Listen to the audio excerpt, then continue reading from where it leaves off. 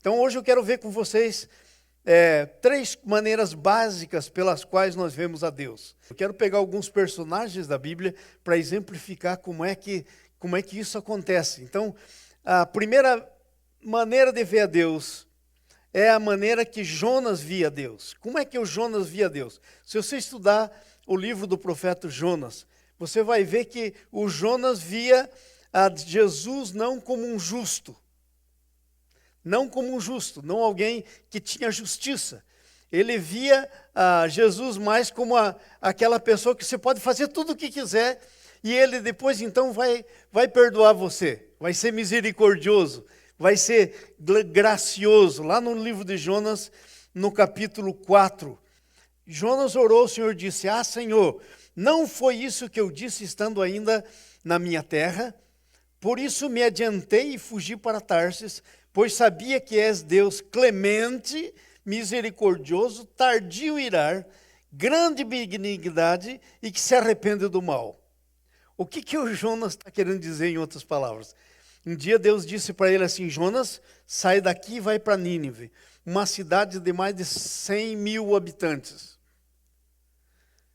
Você vai lá e vai dizer para eles: olha, a coisa vai ficar braba para vocês. Eu estou contra vocês, porque vocês têm vivido um estilo de vida que tem me ofendido. Então você vai lá e proclama que vai vir juízo sobre eles. Aí então o que aconteceu com Jonas? O Jonas pensou: peraí, conheço Deus, vai falar isso, né? E depois no fim da história não vai fazer isso. Ok? Esse pessoal está fazendo toda a barbaridade que está fazendo, e no fim, Deus é misericordioso, maravilhoso, vai perdoar e tudo fica por isso mesmo. Então ele não conseguia ver um Deus justo, que trata o pecado com seriedade. Ele via Deus mais como esse Papai Noel, né? Esse que dá presente para todo mundo, que não quer nem saber quem é a pessoa. Então, esse negócio aí é uma coisa muito séria, porque o relacionamento do amor de Deus com a justiça dele, para nós, os seres humanos, é muito difícil da gente colocar junto ao mesmo tempo. Parece que se nós vermos a Deus como justos, como um Deus justo, não podemos ver a Deus como um Deus amoroso ao mesmo tempo. Mas Deus, no seu caráter, ele é ao mesmo tempo justo e amoroso. E nós temos essa dificuldade de colocar essas duas coisas juntas. Então, ou nós tendemos a ver a Deus como aquele velhinho, né, esclerosado, ele é muito antigo, né, nunca teve princípio de existência. Então, às vezes a visão que nós temos de Deus é aquele velhinho esclerosado, com uma barba branca, já muito velho, com um pau na mão, e olhando assim, esperando só fazer alguma coisa para bater. Essa é uma das visões de Deus. Essa, por exemplo, era a visão que Jonas tinha, que Deus deveria ser. Agora, ele sabia que Deus não era assim. Então, por isso que quando Deus disse para ele: vá lá para Nínive, diga que eu vou executar juízo, o Jonas disse: eu não, hein? Eu vou dizer que o senhor vai executar juízo, depois se o senhor é esse velhinho bom aí, né? Que é o contrário, o senhor não é um Deus que castiga, o senhor só perdoa e vai ficar por isso mesmo, e como é que eu fico? Né? Então o Jonas decidiu fugir, ele fugiu. Mas ninguém pode fugir de Deus. Ele acabou lá em Tarsis. E aí então ele andou, disse que era uma cidade tão grande, essa de Nínive, que demorava 3 dias para percorrer. Veja o tamanho da cidade. Ele disse que ele andou um dia. A Bíblia não registra que ele andou 3. Ele andou um dia. E ele dizia: em 40 dias Deus vai subverter Nínive. E eu acho que o Jonas estava pensando que com Nínive ia acontecer a mesma coisa que aconteceu com Sodoma e Gomorra. Fogo do céu! Uá! Pecadores! Aí vocês vão ver o que é bom. Deus vai subverter vocês. E ele andou um dia pregando. E aí o pessoal ouviu isso. E aí o que foi que aconteceu? Se arrependeram. O rei ouviu, se arrependeu, botaram um pano de saco cinza na cabeça, que era a maneira de expressar o arrependimento naquela época. Até os animais, a Bíblia diz que eles levaram nesse ponto, né, do arrependimento. E aí o que acontece? Deus viu o arrependimento. E sabe, o arrependimento é uma coisa que liga você a Deus por meio de Jesus. Sabe? Não que Deus deixou Nínive sem que Deus fizesse a sua própria justiça. Agora, tem duas maneiras disso acontecer. Ou o meu pecado cai sobre Jesus, ou o meu pecado cai sobre mim mesmo. E o que decide qual dessas duas coisas vai acontecer é o meu posicionamento, quando eu ouço o que Deus está pensando a respeito de como eu estou vivendo. Então, Nínive, eles não sabiam nada. Não sabiam nada. Eles tinham feito guerra com Israel, oprimido a Israel. Então, esse Jonas aí era um tipo de uma pessoa assim, bem nacionalista, né? Ele dizia, não, agora sim, eu vou dizer isso, mas por outro lado, se eu vou lá e eu digo, e Deus, eu sei quem que é Deus. Então ele só via uma parte, ele não conseguia, ele só via a misericórdia, o amor de Deus, aquele Deus que não faz nada, como as pessoas, muitas pessoas hoje em dia veem. A gente por aí que pensa assim, pastor, eu vou continuar vivendo aqui a minha vida, depois lá no fim, eu sei que Deus é bom, né? Que Ele é Pai, então Ele vai perdoar. É uma visão do Jonas. Não existe justiça em Deus. Há só um lado da verdade. Agora, veja só. Deus é justo. Ou a justiça dele cai sobre mim, ou caiu sobre Jesus. Jesus pagou o preço. A Bíblia diz que um dos nomes de Jesus é Senhor, Justiça Nossa. Está lá em Jeremias. E o que isso significa? Significa o que Isaías diz.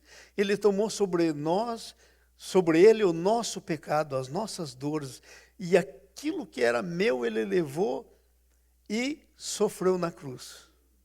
E agora, pelo arrependimento, pela convicção de pecado, que vem pela palavra de Deus. Então, o Jonas foi em Nínive, declarando a palavra de Deus, ok? Aí entrou na orelha deles, desceu no coração, e eles ficaram convictos, falaram, nossa, estamos vivendo assim mesmo, e existe um Deus, e Deus vai subverter a gente. Ficaram com convicção de pecado, mas só convicção de pecado não adianta, tem que ir um passo além. Então eles ficaram com convicção de pecado e se arrependeram.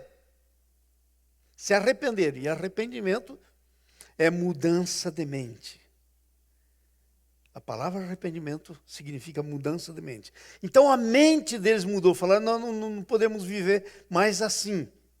E eles então resolveram se converter. E aí o que é que aconteceu?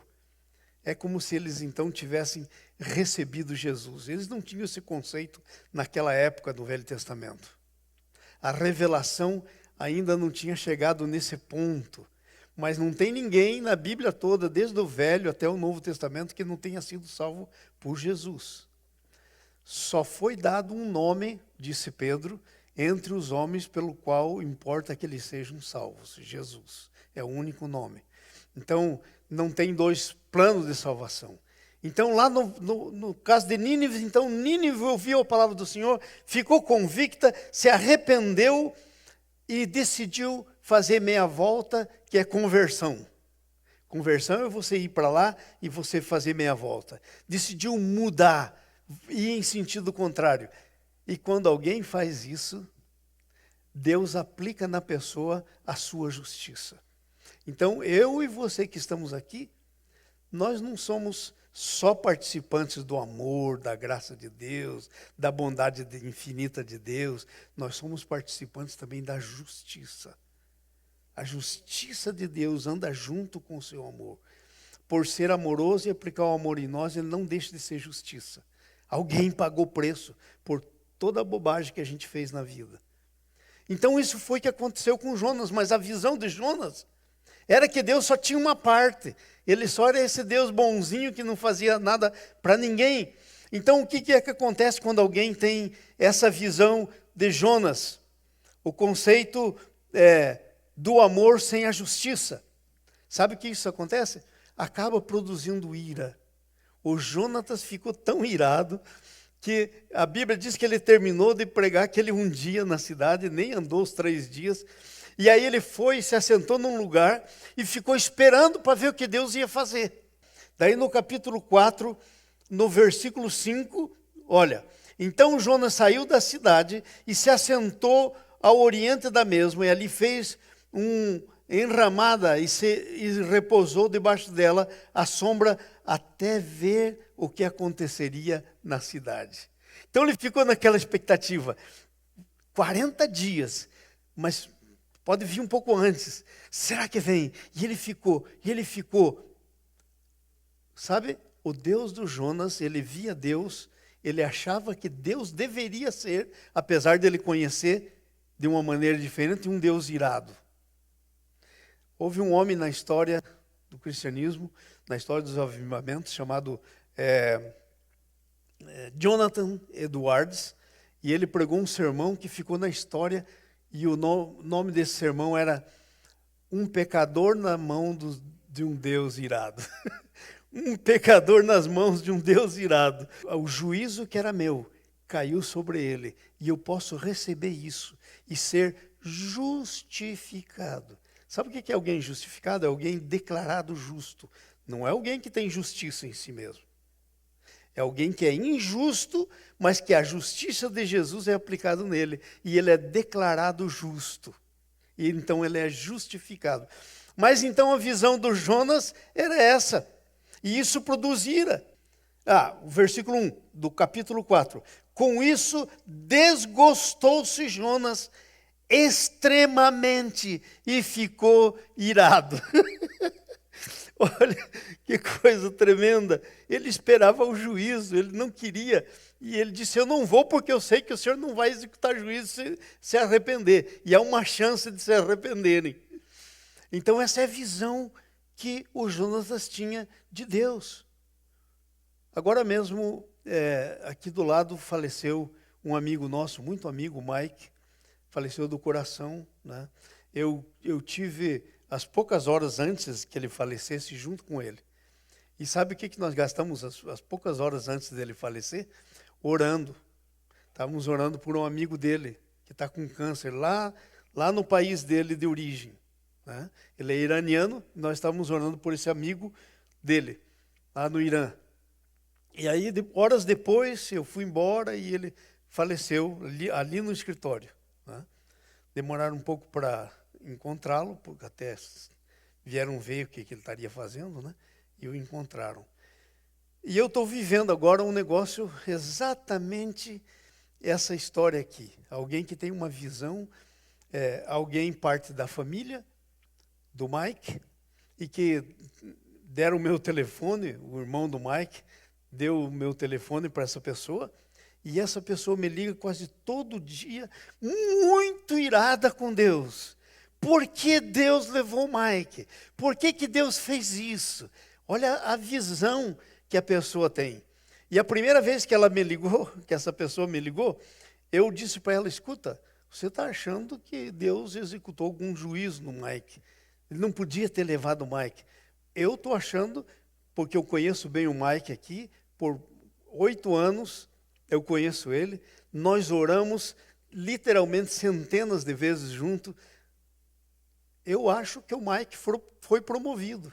A minha visão é diferente. Eu acho que o Mike recebeu a justificação em Cristo Jesus e ele foi promovido. Aliás, foi isso que eu preguei no velório dele, essa semana agora, passada. Mas não tem o que mude. Porque quando a pessoa tem uma opinião dessa, uma mudança de mente, é difícil. Então fica lá insistindo, com raiva de Deus. Igualzinho Jonas ficou. E ele ficou extremamente irado. E sabe com quem que ele ficou irado? Não foi com Nínive que se arrependeu, foi com Deus. Ele falou: Senhor, o Senhor é um traidor, devia ter descido o juízo. Muitas vezes, muita gente, inclusive cristãos, estão com essa visão equivocada do Deus, a visão que Jonas tinha de Deus. Então, vê com um Deus irado, que tem que executar juízo, não pode perdoar, mas como é que perdoa?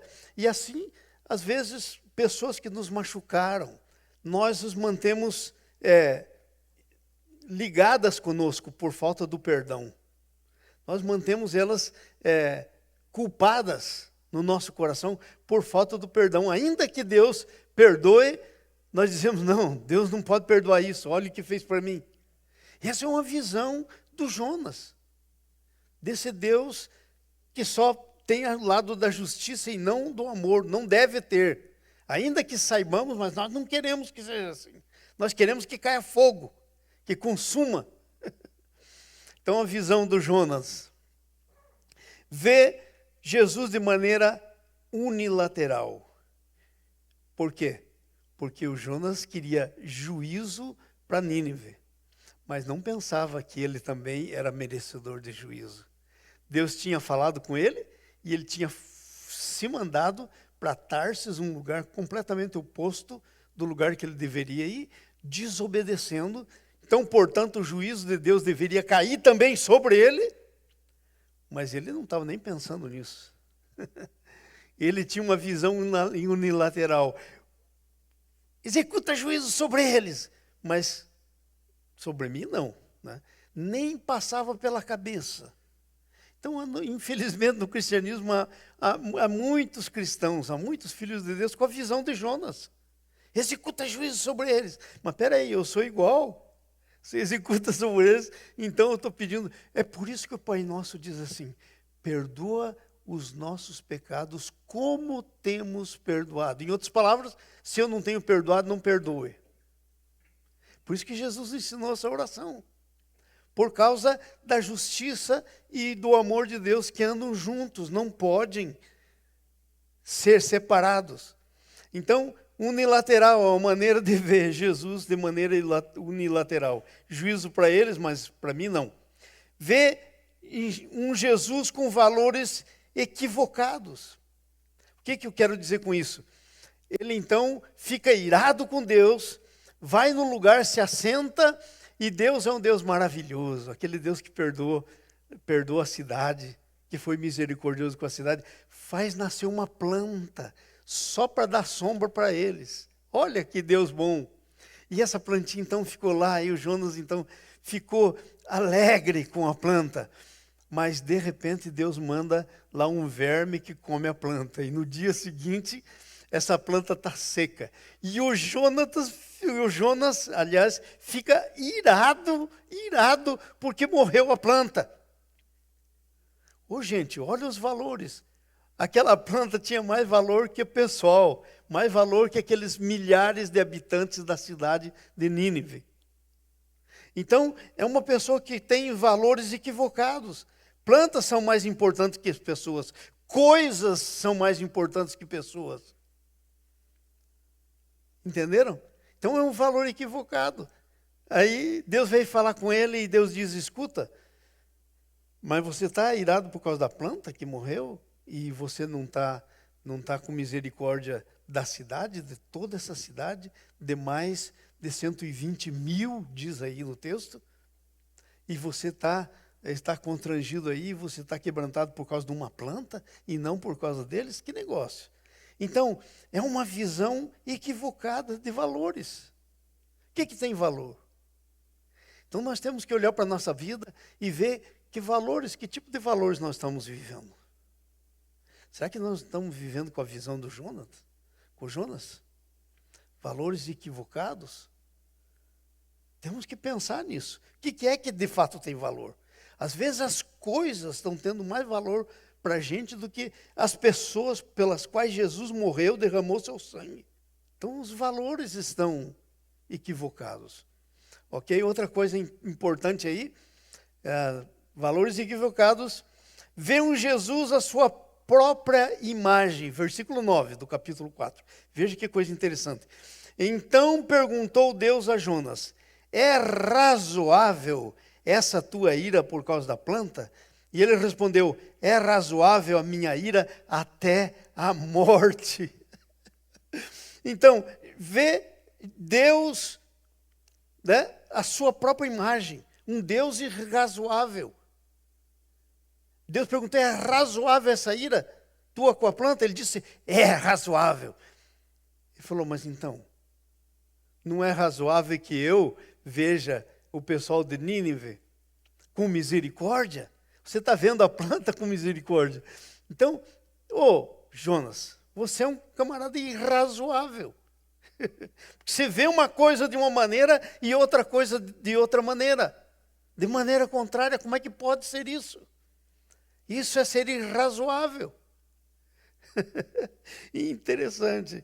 Essa visão de Jesus como não justo, que não tem justiça, só tem um lado da coisa, só aquele Deusinho amoroso que não faz justiça, que não há um preço a ser pago, é uma visão irrazoável.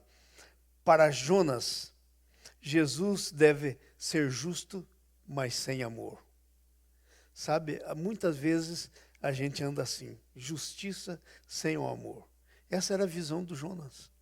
Mas tem uma outra visão que eu quero compartilhar com vocês, que é uma visão oposta.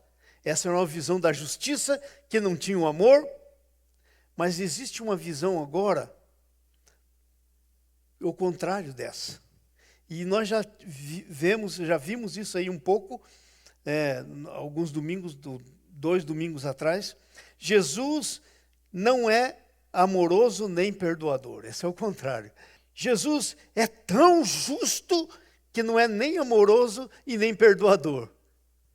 Quem tem esse tipo de visão? A visão primeira, Jonas tinha, que caracteriza muita gente. Essa segunda visão, quem tinha é aquele camarada da parábola do Mateus 25 que nós lemos, aquele servo que escondeu o seu talento. Lembram dele?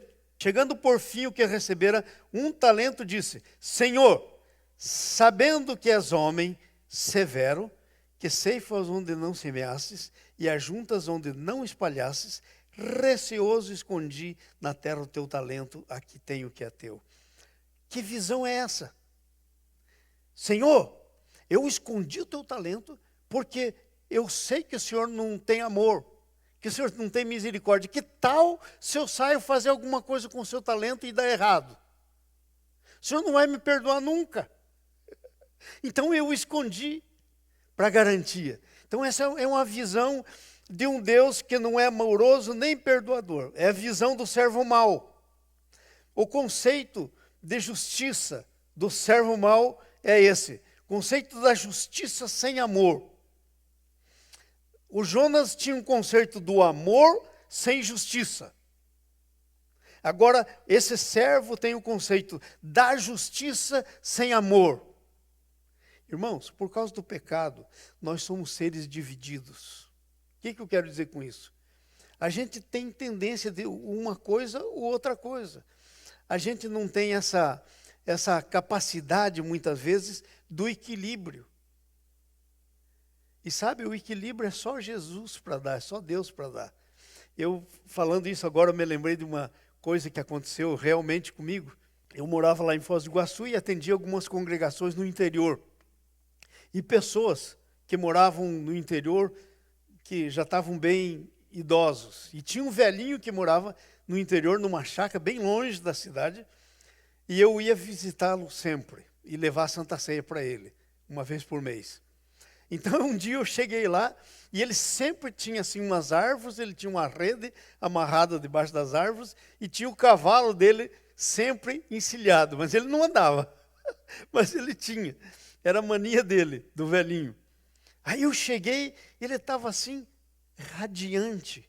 Ele estava assim com uma luz no rosto. E ele falou: pastor, eu descobri uma coisa muito importante. Eu falei: é? O que você descobriu? Conta para mim. Ele falou: eu descobri como o diabo age. Eu falei: é?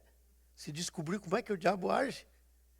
Eu falei: conta para mim. Ele falou: olha ali naquele cavalo, é mais ou menos como a gente quando vai andar de cavalo. Quando você vai andar no cavalo, você tem que pôr um pé no estribo e pôr o outro por cima, certo?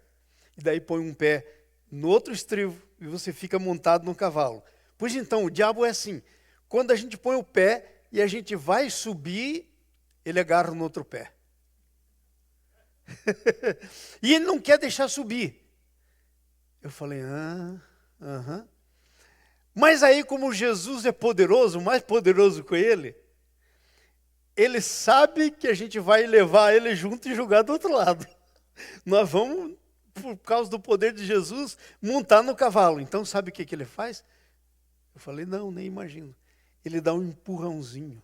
Ao invés de a gente ficar em cima do cavalo, a gente cai do outro lado. Uau! Nunca mais esqueci isso.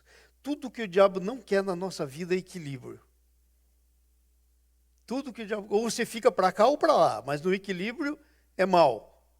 Então, aqui está esse problema. A visão do Jonas e a visão do servo mau. Não tem equilíbrio. E qual é o equilíbrio? É que Deus, ao mesmo tempo, no seu caráter, Deus é amoroso, mas é justo. Deus é perdoador, mas ele executa juízo. E essas coisas estão no caráter de Deus e a gente tem muita dificuldade, às vezes, de entender. E está ou de um lado ou do outro lado. Não consegue ficar no equilíbrio. Então, voltando aqui para o servo, essa visão produz medo. A visão do Jonas produz ira. Ele fica irado, 2 vezes irado. Ele é um camarada irado. Mas a visão do servo produz medo. Veja o que diz o versículo 24 aí. Onde que está o versículo 24? Aqui. Chegando por fim, o que receber um talento disse, Senhor, sabendo que és homem severo, que ceifas onde não semeastes, ajuntas onde não espalhastes, receoso. Diga comigo a palavra receoso. Com medo. Fiquei com medo. Que tal se não dá certo? E o Senhor é esse camarada exigente. Então, sabe o que eu decidi fazer? Esconder o meu talento. Então, a visão da pessoa que vê só o conceito de justiça sem o amor, produz medo nas pessoas. É assim que tem tanta gente vivendo com medo no cristianismo. É medo disso, medo daquilo, medo não sei do que, medo. É a visão sem falta do amor, que falta o amor. Né? Deus tão amoroso, por exemplo, eu, pela graça de Deus, eu tenho entendido essa parte aí, do amor de Deus. Né? E o entendimento, isso, a Bíblia diz lá no versículo, o verdadeiro amor lança fora o medo. Estou lembrando agora aqui quando eu estava na UTI com o Covid. Fiquei 6 dias lá na UTI com o Covid. Eu estava lá na UTI e assim, faltando ar, ainda estou com um pouco de falta de ar porque o meu coração está batendo 45, quando devia estar uns 80. Eu estava lá, mas naquele tempo estava pior. Meu coração não tinha ar, a minha pressão estava 22 e tanto. Então eu buscando ar. E na minha mente tinha assim, não, o meu Deus é um Deus amoroso e justo. Eu sei que Ele vai fazer o melhor para mim. É desse equilíbrio do amor de Deus e da justiça de Deus que vem a fé de que Deus vai fazer o melhor para você. Se você não conseguir ver Deus justo e ao mesmo tempo amoroso, as duas coisas juntas, você não vai conseguir crer que Ele vai fazer o melhor para você. Porque para crer que Ele vai fazer o melhor para você, você tem que crer no seu amor. Mas para crer que Ele vai fazer o melhor para você, você tem que saber que você é uma pessoa injusta, que não merece, mas que a justiça de Jesus foi aplicada na tua vida. Então, disso aí sai a fé de que Ele vai fazer o melhor para você. Então eu estava lá, mas vinha na minha mente, no meu coração sempre, estou sem medo, porque eu sei que Deus vai fazer o melhor para mim. Se o melhor dele para mim for que eu vá para junto, vai ser uma coisa tremenda. Agora, se eu ficar, vai ser uma coisa tremenda, porque vai ser o melhor de Deus para mim. Então esse servo aqui, com medo, ele não conseguia crer que Deus tinha o melhor para ele. Deus deu na sua mão o que tinha para ele, mas ele não conseguiu olhar sabendo, por causa da visão que ele tinha de Deus, que aquilo era o melhor para ele. Porque tinha um Deus amoroso que podia perdoá-lo se errasse. Ele não conseguia ver. Não conseguia. Que coisa interessante, né? Essa visão produz tormento. Você imagina o tormento desse servo. Recebeu o talento e o Senhor diz para ele, olha, tá aí, ó. Agora você é o meu administrador. Tem um talento. Aliás, não sei se vocês têm uma ideia do que é um talento. Um talento é uma medida de peso daquele tempo de Jesus. Um talento era 30 quilos de prata. Gente, 30 quilos de prata é muita prata. Se você quiser fazer uma conta para entender melhor as coisas, 30 quilos de prata eram 6.000 denários. 30 quilos de prata valia 6.000 denários. 6.000 denários. Um denário era um dia de trabalho de um trabalhador. Então, o que Jesus pôs na mão daquele homem como um talento, a gente às vezes, eu a primeira vez que li, não pensei bem, pensava, puxa, um talentinho? Ai, que miséria! Mas era 6.000 dias de trabalho. Resultado de 6.000 dias de trabalho na mão dele. Então ele pegou aquilo tudo e ele falou, ai Deus, isso aqui produziu temor no coração dele, medo no coração dele. Produz medo. Tormento. Ele ficou atormentado. E agora o que eu vou fazer? Qual é a melhor ideia? Eu acho que a melhor ideia é enterrar. Porque aqui vou enterrar num lugar que ninguém está vendo. Vou escolher um lugar que ninguém vai achar, ninguém está vendo. Eu enterro. Tormento. Então essa visão de um Deus que não é amor, mas que é justo, a visão da metade de quem é Deus, produz tormento. É terrível. Terrível, terrível. Essa visão produz todas as perdas no reino de Deus. Veja o versículo 28 e o versículo 29. Versículo 28 e 29. Veja aí, ó. Tirai-lhe, pois, o talento e dai ao que tem 10. Porque a todo o que tem se dará, ao que terá em abundância, mas o que não tem, até o que tem, será tirado. Produz toda perda no reino de Deus. Então, às vezes, eu fico imaginando as pessoas que vivem uma vida só de perda. Gente, existe uma razão para viver uma vida de perda. Porque o que a Bíblia diz? Deus é amoroso e justo, há equilíbrio no nosso Deus. Mas, o que é que a Bíblia diz sobre eu e você? Tudo que o homem semear, isso ele colherá. Então, as coisas que estão acontecendo para a nossa vida, ou na nossa vida, são colheitas que estamos fazendo. E as colheitas da nossa vida são resultado dos nossos posicionamentos. Como é que nós nos posicionamos perante Deus, perante a vida, perante os irmãos, perante as coisas? Como é que nós nos posicionamos? Então, essa visão desse Deus durão, esse Deus com aquele pau na mão para bater, esse velhinho esclerosado, é uma visão que produz perda no reino. Perda. Aquilo que era nosso, que a gente podia crer nesse Deus que, eu vou tentar, se não der certo, eu aprendo, Deus me ajuda, me perdoa e eu posso voltar. Sabe quem teve essa visão, assim, equilibrada de Deus? Na parábola do filho pródigo. Saiu, gastou tudo o que tinha. Ficou passando fome, querendo comer comida de porco, e a Bíblia diz, nem isso davam para ele. Mas ele lembrou do pai. Ele disse, na casa do meu pai o pessoal tem fartura de pão. A coisa lá é tremenda, os empregados são tratados com justiça, são tratados com amor. Gente, para que eu vou ficar aqui? É muito melhor ser empregado naquela casa do que ser o dono aqui da coisa. E ele disse, eu vou me levantar e vou ir. E vou ter... Essa é a visão de um Deus que é justo, mas que é amoroso ao mesmo tempo. Entenderam? Então, essa é a visão da pessoa que não vai perder no reino de Deus. Veja o que aconteceu com o filho pródigo. Ele vai chegando assim, e está lá aquele paizão amoroso, e ele corre para o abraço, e o abraça, o beija. E daí ele dá uma olhadinha para ele e fala assim: você está num estado lastimável.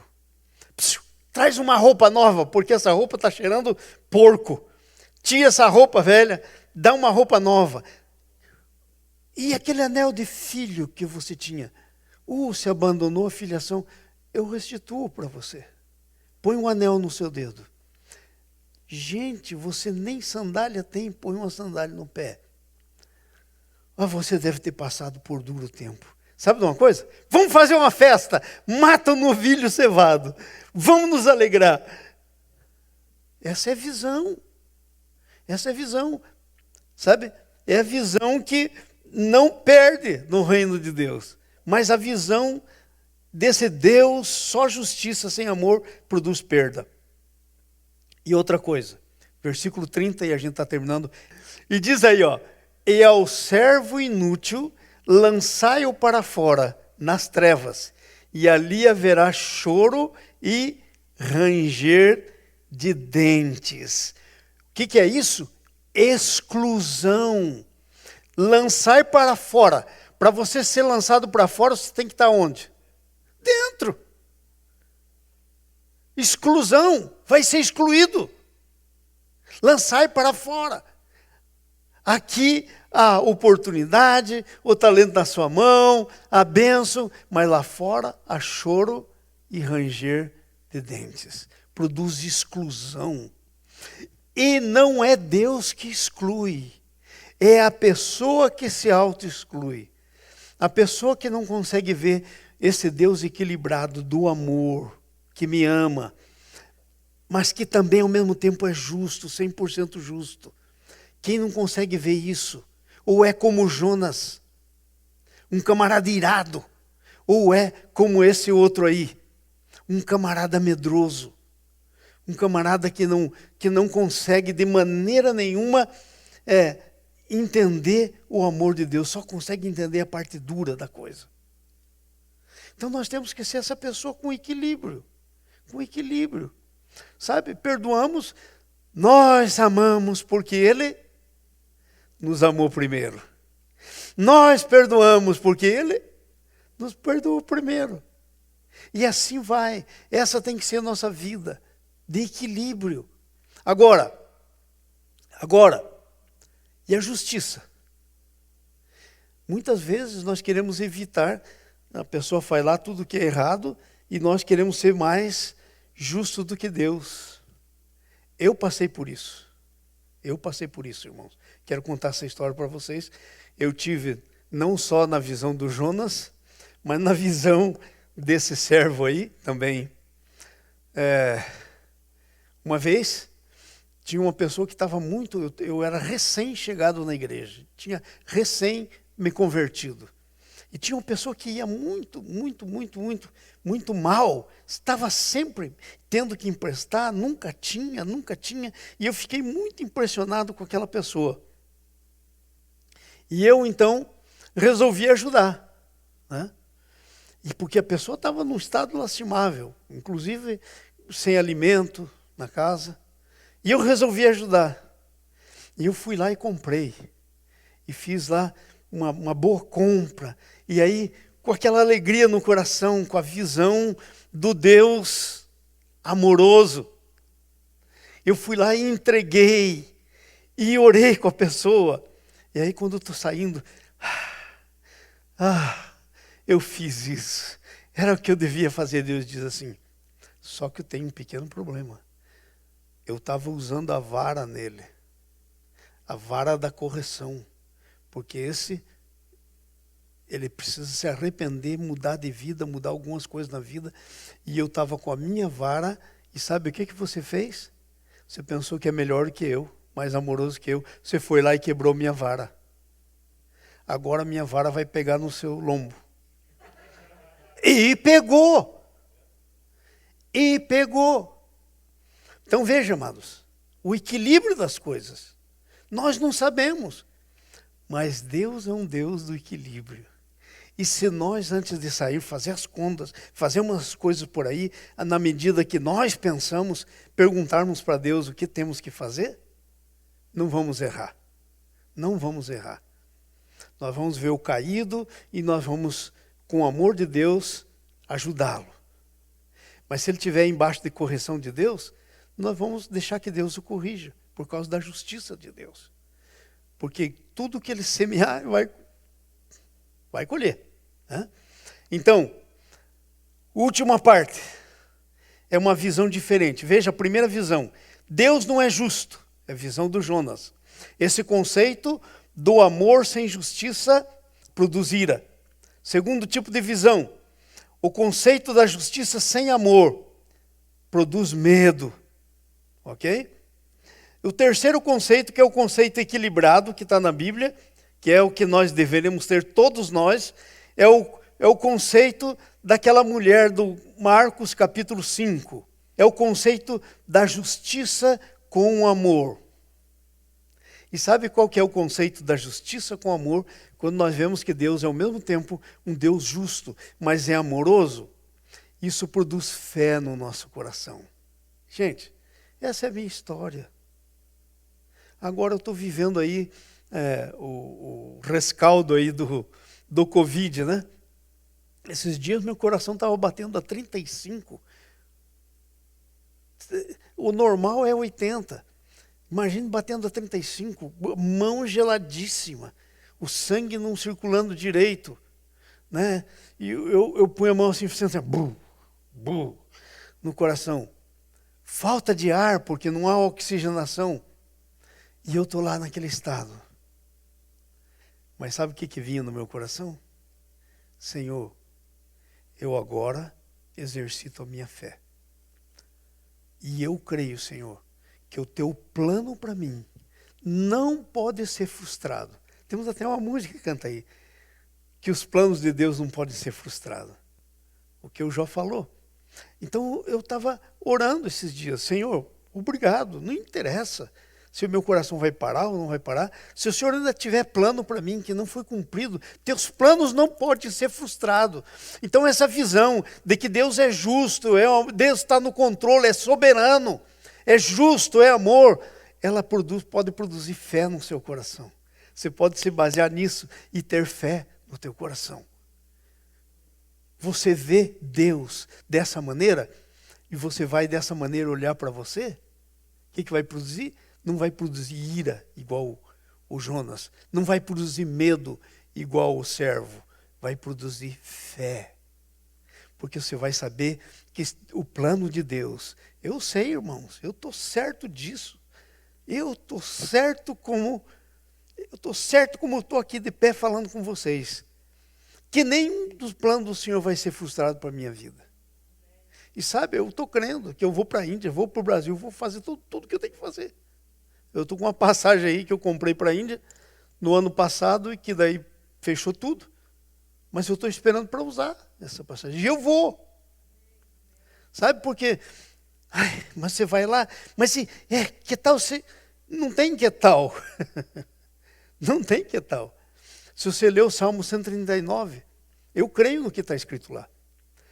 Todos os meus dias estão escritos no seu livro, cada um deles escrito e determinado. E aí vem a segunda coisa, que é a minha parte. Eu não vou frustrar o que Deus escreveu. Porque às vezes Deus escreveu para a gente, mas a gente vai viver outro escrito. Entendeu? Tem um escrito de Deus que a gente tem que viver. Mas a gente abandona o escrito de Deus e vai viver outro escrito. O nosso próprio escrito, do diabo, das circunstâncias, you name it. Você decide. Mas há muitos escritos. Eu não vou viver outro escrito. Não me interessa. E não estou vivendo nas circunstâncias. Eu vou ter sabedoria, vou orar a Deus, Senhor, é agora. Eu não vou fazer como Davi, quando sair para a guerra. Ele perguntava, Senhor, vou. Aí Deus disse para ele, vai, alcança esse pessoal, alcança. Toma de volta as coisas que são minhas, toma tudo, e mais o despojo. Aquela história que levaram cativos todos as pessoas lá da cidade dele, né? É assim que nós temos que viver. Essa visão coerente de Deus, do equilíbrio entre o seu amor, entre a graça, a justiça de Deus. Então essa mulher aí, versículo 27 e 28, aí do capítulo 5, né? O que diz aí? Estamos aí no 27, né? Tendo ouvido a fama de Jesus, veio por trás dele, não veio por frente. É interessante prestar atenção no texto. Por entre a multidão e tocou-lhe nas vestes, 28. Porque dizia, se eu apenas tocar nas suas vestes, ficarei curado. Sabe o que é isso aí? Ver a Jesus com uma fé pura e simples. Ver Jesus pela fé. Não, eu creio. Ela diz, se eu somente tocar nas vestes, ficarei curado. É o conceito de ver a Deus com uma fé pura e simples. Agora veja, qual era o problema dessa mulher? Ela tinha um fluxo de sangue. Ninguém com fluxo de sangue podia tocar nos outros. Não podia tocar. Porque era considerada uma pessoa imunda. Entenderam? Mas ela tinha uma fé que se ele tocasse na roupa de Jesus. Esse conceito de como a gente vê a Deus está em toda parte na Bíblia. Quer ver uma outra? Uma mulher lá que tinha filha, que estava possuída por um demônio. Ela vem falar com Jesus e Jesus diz para ela, você é sírio-fenícia? Eu só vim para a casa de Israel.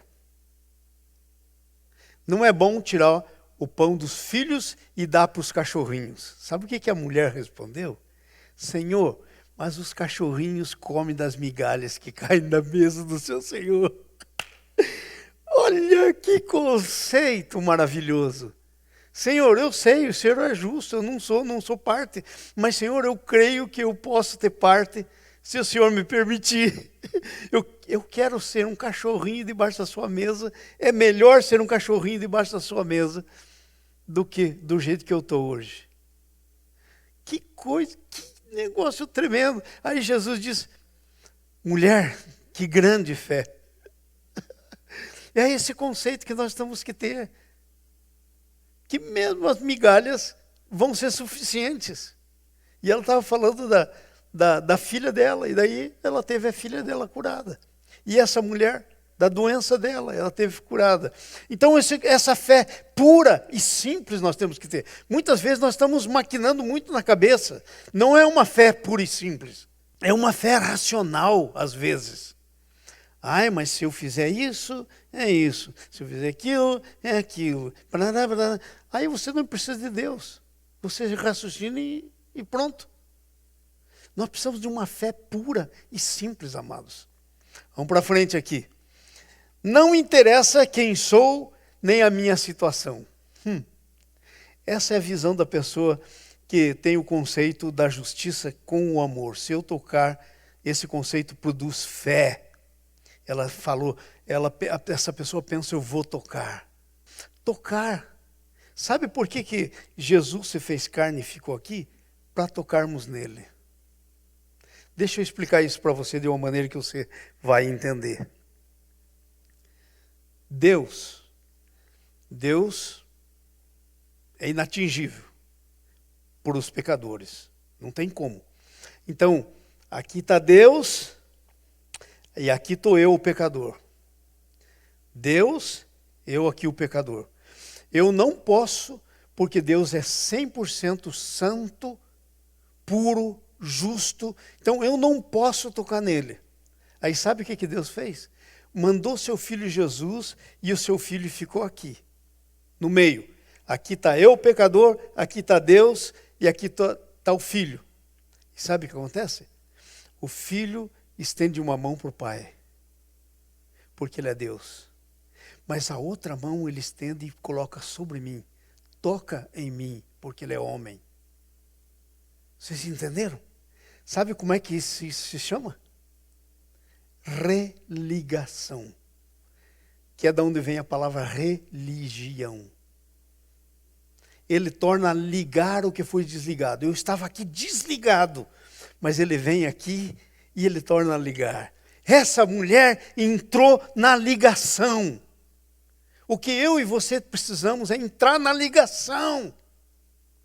Tocar. Sabe, eu não posso tocar no Pai, mas eu posso tocar em Jesus. Porque Jesus deixou toda a sua glória. Não está escrito lá na Bíblia, veio aqui, se fez um como eu, na forma de homem, reconhecido em figura humana. E agora eu posso tocar nele. Amém? Aleluia, aleluia. Não interessa a minha situação. Não interessa o que está acontecendo, não interessa quem eu sou. Mas eu posso tocar nele. Se você vê Deus como amor e justiça ao mesmo tempo. E sabe por que Jesus pode estar aqui no meio, com uma mão lá e outra aqui? Porque essa é a mão do amor. E essa é a mão da justiça. Ele satisfaz a sua justiça porque ele morreu por mim. O pecado que era meu veio sobre ele. E ele satisfaz o amor de Deus porque ele se deu a si mesmo por mim. Entenderam isso? Essa é uma coisa tremenda, que às vezes a gente não entende direito. A outra coisa importante é que as minhas experiências anteriores não determinarão o meu futuro. 5:26, Marcos 5:26.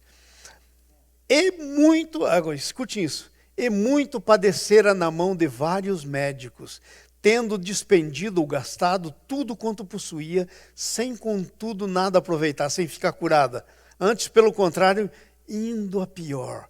Cada vez que o dinheiro ia, ela ficava sem menos saúde, menos dinheiro, menos... Então, o que acontece? Veja, ela tinha uma experiência anterior, mas agora chega Jesus, e ela vai para uma nova experiência. A sua experiência anterior não determinou, não segurou ela de ter uma nova experiência com Jesus. Não determinou. Amados, talvez você não entenda bem o que eu estou dizendo, a importância do que eu estou dizendo. Mas você sabe o que na minha vida, na tua vida, na vida de cada um, que é um ser humano igual nós, salvos por Jesus, muitas vezes as nossas experiências anteriores determinam a nossa experiência com Deus. Muitas vezes. Eu li um livro uma vez, bem logo no começo da minha vida cristã, chamado Atrevi-me a Chamar-lhe Pai, escrito por uma mulher que tinha sido antes árabe, muçulmana, que lá as mulheres são nada, né? Então ela escreveu esse livro, Atrevi-me a Chamar de Pai. Quando eu li esse livro, meu coração se encheu de gozo, porque eu pensei, mas caramba, uma mulher com todas essas coisas na vida dela, e agora ela tem um encontro com o Pai amoroso, de braços abertos, esperando ela, e ela se atreve a chamá-lo Pai. Ela não chama Senhor, não chama Senhor, ela chama Pai. A Bíblia diz que nós, pelo Espírito, dizemos Abba, que quer dizer paizinho. É o nosso paizinho. Então, mas às vezes a nossa experiência anterior acaba determinando, olha, eu tenho uma pessoa que eu conheço e gosto muito, que não consegue vir na igreja. Sabe por quê? Porque fui muito ferido em outros lugares. Não consegue. Não consegue. E assim vai. Conheço outra pessoa que não consegue se dar bem com seu pai. Nunca. Seu pai foi um carrascão na vida dele. Não consegue aceitar Deus como pai, por causa da visão do seu pai. Então, as experiências anteriores estão determinando. Nós não podemos deixar que isso aconteça. Essa mulher aqui, vou tocar em Jesus, olha só, gastei todo o meu dinheiro com os médicos, estou indo de cada vez a pior. Mas ela tinha essa visão do Deus amoroso e justo. Deus vai fazer justiça para mim, porque Ele me ama. Ele vai fazer justiça. Aleluia. Os obstáculos não impedirão que eu toque nele. Muitas vezes nós estamos pensando, os obstáculos estão aí impedindo, né? Tendo ouvido a fama de Jesus, veio por trás dele, por entre a multidão. Gente, tinha obstáculo ali. Obstáculo nela e obstáculo para ela. A multidão ali, já pensou? Ela teve que abrir caminho. Porque aquele pessoal ali era como você vê hoje em dia as multidões quando estão com alguém famoso aí, né? Você tem que abrir caminho. Então, os obstáculos para ela não impediram que ela tocasse em Jesus. Qual é o obstáculo na tua vida que você está vivendo, que está te impedindo de tocar em Jesus? Eu não sei, mas é hora da gente examinar o nosso coração e fazer essa pergunta. Qual é o obstáculo? Outra coisa, o medo não impedirá o meu testemunho. Versículo 30 e 33. Veja o que acontece, olha que coisa tremenda. O que é que tem impedido o teu testemunho?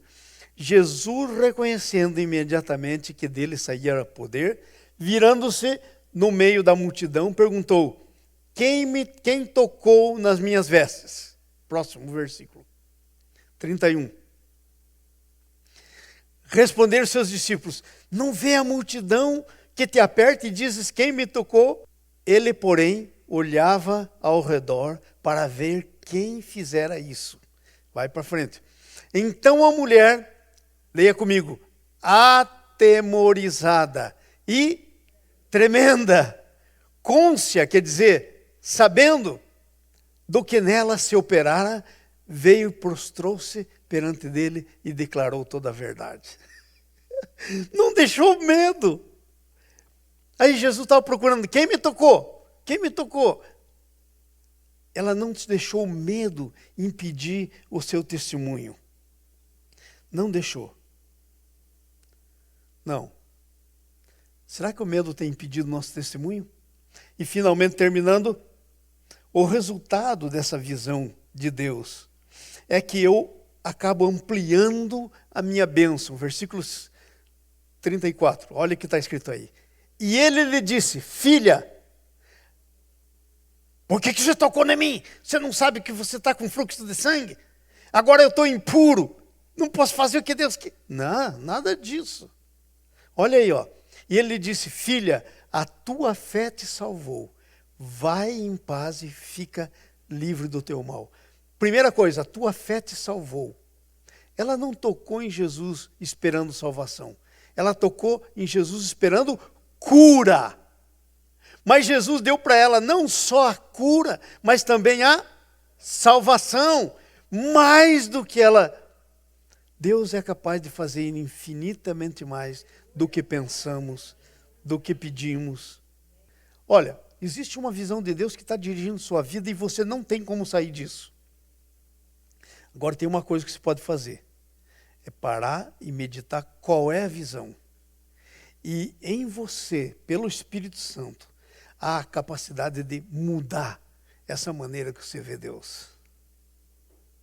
Há a capacidade de mudar essa maneira que você vê Deus. Pelo Espírito Santo na tua vida. Mas que nós estamos vivendo, nós estamos. E eu concluo aqui com as duas perguntinhas, né? Estou vivendo de acordo com a visão de Deus revelada na Bíblia? Tem uma visão de Deus revelada para você. Se necessário, quais e como vou fazer os ajustes para corrigir o meu rumo? Não adianta nada ouvir a palavra e não fazer nada.